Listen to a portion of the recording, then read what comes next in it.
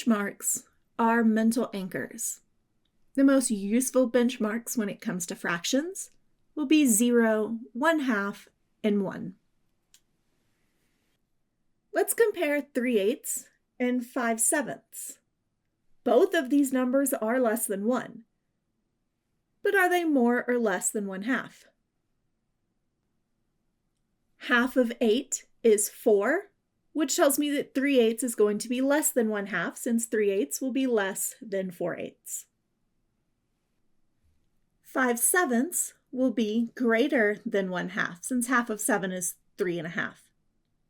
That immediately tells us that 5/7 is the larger of the two. This strategy builds number sense. Children who use benchmarks develop stronger fraction intuition than those who rely only on procedures.